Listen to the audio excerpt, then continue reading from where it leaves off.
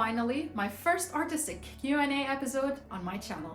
In today's episode, I'm going to answer all your questions. We're going to talk about the art gallery, the business, my artistic journey. You're asking me a lot of personal questions. I'm going to be honest with you and answer all your questions. In addition, a lot of you have been asking me if you want to pursue art or you want to become a full-time artist, what are the steps that are needed? So it's going to be a very packed episode.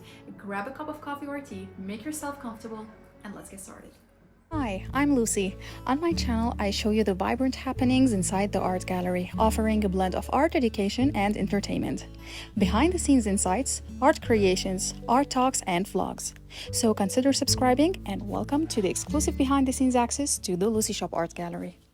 To answer your questions, they're not going to be in a very particular order. They're going to be mixed between business, art gallery, artistic questions, and personal questions. The first question: if I want to become an artist, where do I begin? It shouldn't be very complicated. The first thing that you need to do is to identify what kind of art you want to pursue. Is it related to oil, acrylic, sketching, and then just buy the basic material. You don't have to buy everything all at once. You need to experiment what kind of paint you like to use more, what type of brush you like to use. So there's no need for you to put that pressure that you need a big budget to start your artistic career. Now, regarding the artistic business as a whole, before you decide you want to pursue art, you need to know if you want to do art because you love it for your personal experience, is it a hobby, or you want to make money out of it. Probably you don't like the fact that you want to own an art gallery and be so blown away with handling the business, the marketing. You just love art, you love painting, you just want to do it from home. So know exactly where you want to be in this artistic journey. And number 3, take it easy, step by step, and the most important thing, enjoy the process. I'm gonna leave the link in the description box below where I share with you the basic materials that you need to buy to start your artistic journey. In addition, if you want to become a full-time artist, what are the steps that are needed if you decide you want to become an artist as a business, as a full-time career. Question number 2, do you handle your gallery alone? Yes, I do handle my art gallery on my own. From the business, creating my art, whatever you see on YouTube, on Instagram, the photo shooting, the editing. It's hard, it's not easy, but at the current moment, yes, I do handle my art gallery alone. Question number 3, what is the biggest challenge you've experienced as an artist? Personally, I believe this is a very personal question because a lot of people think that the biggest challenge that you face as a full-time artist is to handle the artistic side of you and the business side of you. And at least this is what I've thought at first. But coming so far in my artistic journey, now that I've owned my art gallery for almost 3 years, I realized that this wasn't my biggest challenge. My biggest challenge was realizing where I want to be in this artistic journey. And part of this journey, I faced a very big challenge and I reached a burnout because I felt like I'm not living the artistic life that I want, that I've expected at least. My biggest challenge I've experienced in being a full-time artist is to know exactly what I want in my artistic career. Do I want it as a business and keep my art gallery, or this is what I thought and I want to pursue art just for myself? So I'm gonna leave more details specifically about this topic for later on. I cannot share more than that for now, but I hope this answered your question.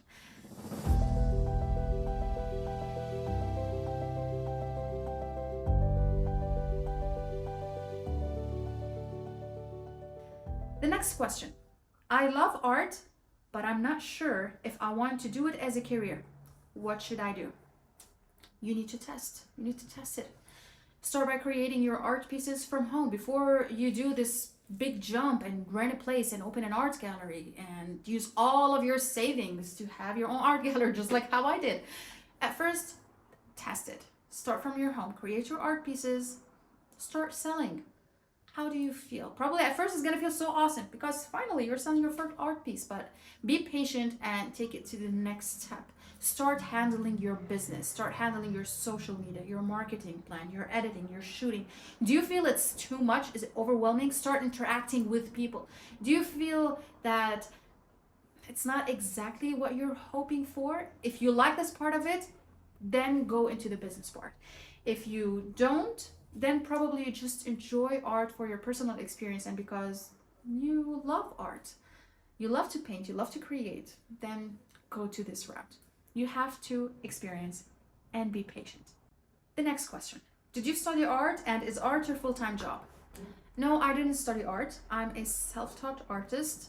My primary major has nothing to do with art, but I've always been to art. I'm an art historian enthusiast. I love traveling. I read a lot of books and I practice a lot, and I've been painting and drawing since I was a kid. And is art my full-time job?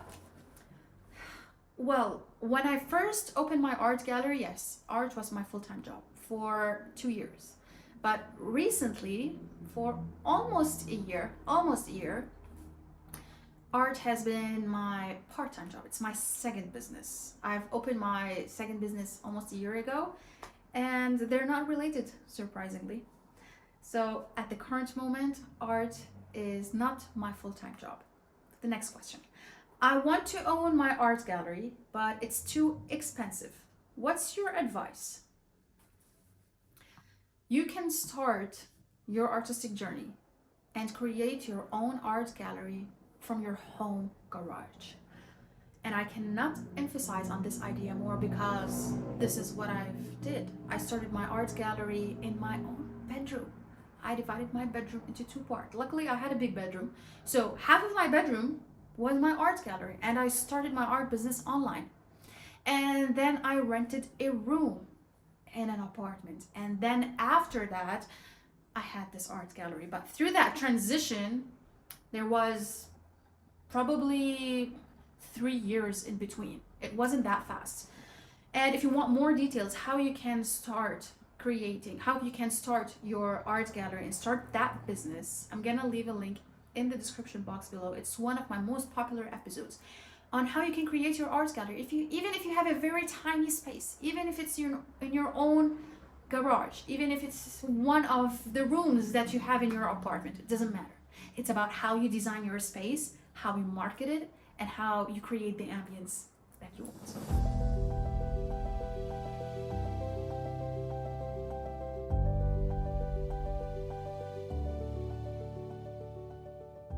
The next question. I want to learn about art history. What do you recommend? It's very simple. Buy this book, The Short Story of Art.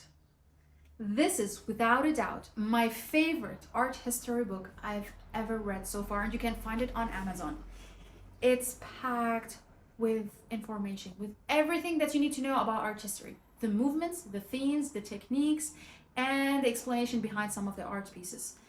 If you read this book, if you study this book, you will be able to know everything, basically all the basics that you need to understand art history, and your artistic conversation will become so much easier.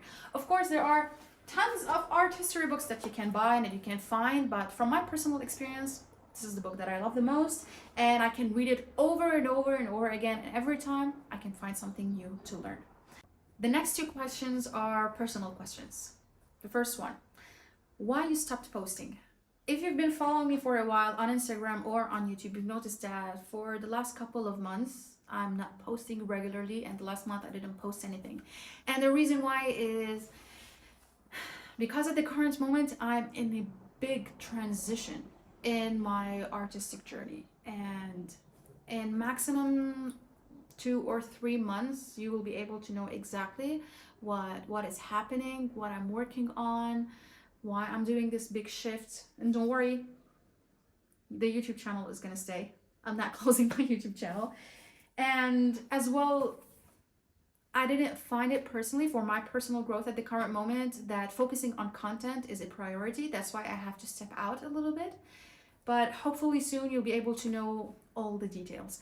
The next question, how do you style your clothes? I get a lot of comments about this topic, a lot of questions, whether comments on YouTube, thank you a lot for these very lovely comments, or people coming to my art gallery or joining and participating in my art workshops. Well, regarding my style, where to begin? Here's the thing. I love neutral colors and earthy tone colors. Brown and emerald green and cream are my favorite colors. If you know my art pieces, you've noticed that these are my primary colors that I've always used. So this is regarding the color. Regarding styling, I mix feminine and masculine style in the same outfit. So the pants that I'm wearing now are masculine, but what I'm wearing here is a little bit feminine. So I always like to mix between the both. Number 3, my signature is I need to have either a scarf or a brooch in my outfit. So today I have a scarf in a certain way, either on my neck, under my collar, on my head, it doesn't matter. A scarf should be there somewhere, or a brooch, or both of them, or I add a hat. So these accessories are always a must. And I add final touches to my outfit, just like my painting. I treat my outfit just like I'm creating a piece of art. So my final touches are my pearls. I should always have pearls somewhere, and my brown lipstick. And thank you so much for finding interest in my outfit. This was fun. The next question. What's your biggest lesson in your artistic journey after you changed your career? My biggest lesson. Okay, if you're new to my channel and this is your first episode, my main career has nothing to do with art. I used to be a boxing coach and a master instructor in military fitness training. In addition, I was a motivational speaker. So, but I've always been to art. I've always been to art, and every time I have this moment talk between me and myself, especially in low seasons, like, what do you want to be? If you don't have all this, if you don't have your gym, if you don't have your clients. And I always go back to the same answer that I had when I was a kid. I want to be a full-time artist, travel to Italy, gaze into the ceilings of the frescoes, and create my own art pieces in my own art gallery. So this transition was very, very, very hard, very challenging, especially that I really loved my previous career so much.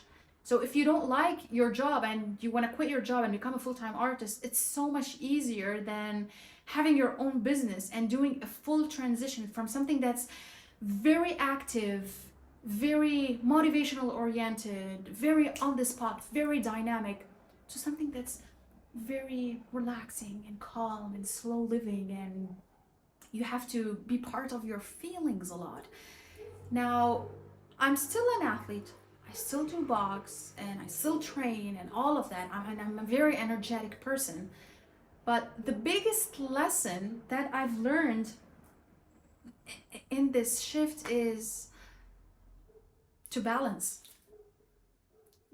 The biggest lesson is how to balance my two me's, two parts of me.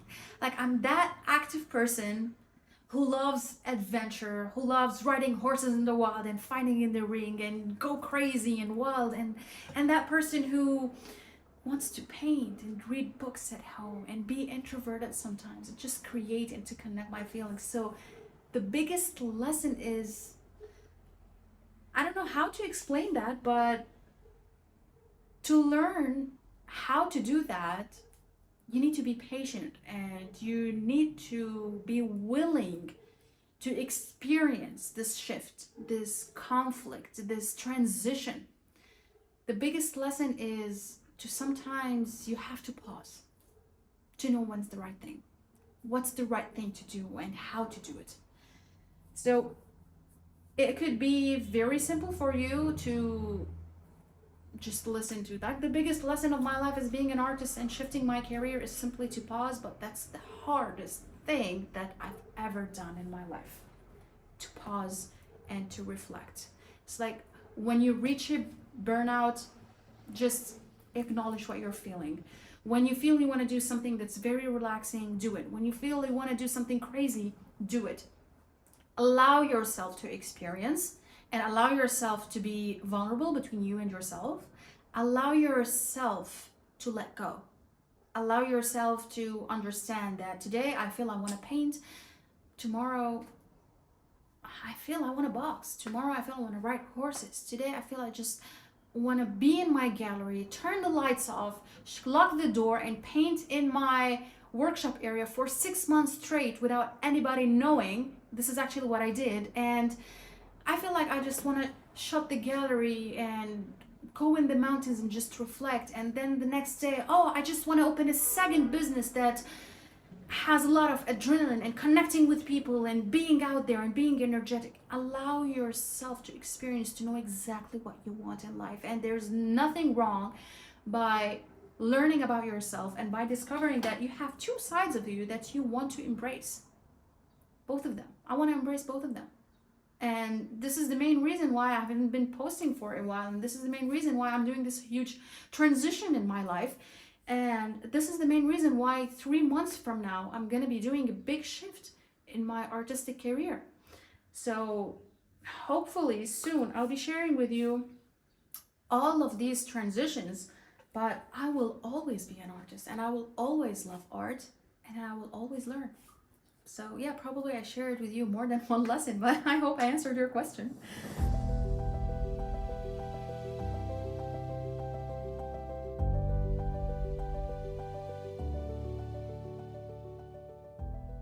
The next question, how can you sell your art if you're so involved in creating them? I totally get it, and it's so emotionally challenging to sell an art piece that you feel you're so part of it. And especially that I create my art pieces based on my emotions and feelings, not based on inspirations and what I see. And this is the main reason why I don't sell all of my art pieces. And if you're interested to know exactly what are the art pieces that I have in my home that I will never sell, let me know in the comments. Maybe I will share a full episode about the art pieces that I have in my home that are not for sale. Where do you see yourself in the future? Hopefully a famous painter. Well, at the beginning of my artistic journey, the full-time artistic journey, absolutely. This was my goal. I want my art gallery to be known by everybody. I want to be able to do art exhibitions all over the place, take my art pieces, and I loved it. Every artist want to reach that phase, absolutely. But for the past year, my focus shifted a little bit from being that famous artist that I want to sell my art pieces all over the world to enjoying being an artist, to be able to live the artistic lifestyle and the artist life rather than focusing a lot on the business side of it and making money out of it. Of course, I still love to do art exhibitions and I always want to do art exhibitions and hopefully all over the world, probably one day in Italy, who knows, but it's not my main focus anymore to be this famous painter and this is my main primary goal in my artistic journey. If you love Italy so much, would you consider living there? Absolutely. Every artist would love to live in Italy. Absolutely. This is my dream to live in Italy and it's on my wish list and I'm working on it. But would I consider living there full-time my entire life, the entire year? I have to experience that. I'm not sure if Italy hopefully one day will be, let's say, my summer vacation home place, or where I can be the artistic person that I always want to be and be living in another country, or I want to shift my entire life to Italy. I don't know yet, but definitely Italy is part of my future in a certain way or another.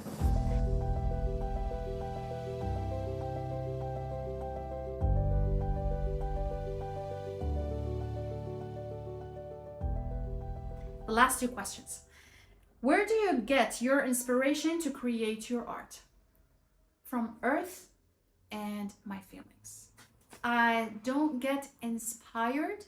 I focus more on how am I feeling when I want to create my art piece.